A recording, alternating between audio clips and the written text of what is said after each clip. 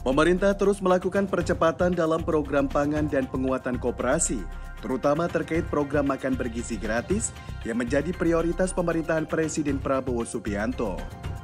Menteri Koperasi Budi Aris Setiadi dan Wakil Menteri Pertanian Sudaryono mengungkapkan berbagai langkah strategis usai menghadiri rapat bersama Presiden Prabowo di Istana Merdeka Jakarta, Senin 24 Februari 2025. Tadi kami baru selesai rapat dengan Pak Presiden dari mulai 2:30 ya, baru selesai sekarang.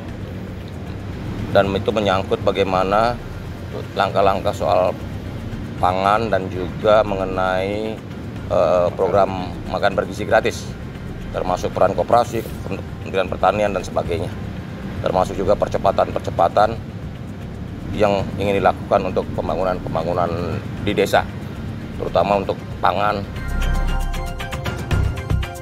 Di sisi lain, pemerintah juga mengambil langkah tegas dalam mendorong industri susu dalam negeri.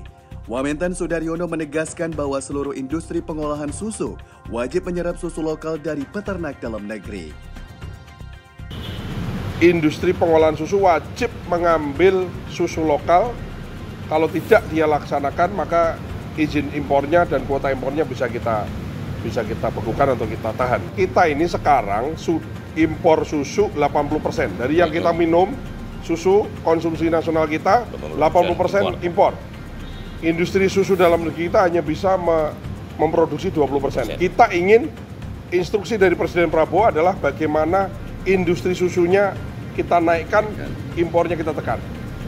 Jadi orangnya bukan dibatasi untuk minum susu, orang boleh minum susu, tapi dari 100% yang kita minum, bagaimana kuotanya ini lama-lama harus kita balik. Wamentan Sudaryono menambahkan, guna mendukung hal tersebut pemerintah mencanangkan investasi dalam pengadaan induk sapi.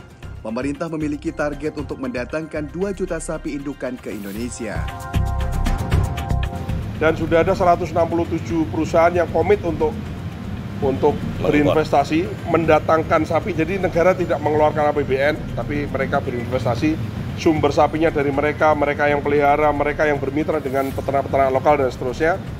Karena apa? Karena juga ada latar belakang, ada emerging market yaitu makan bergizi, di mana Presiden juga menginginkan kalau nanti industri susu kita udah besar, maka sebagian besar susu itu harus dialokasikan untuk makan bergizi. Sementara ini mungkin alokasi susu di makan bergizi belum ada karena memang kita tidak ingin memberikan susu impor kepada anak-anak kita. Kita ingin substitusi dulu dengan sumber protein yang lain gitu, dengan telur, daging ayam dan seterusnya. Dari Jakarta, Adi Wiranata, Fatih Albana, Tim TV Tani mengabarkan.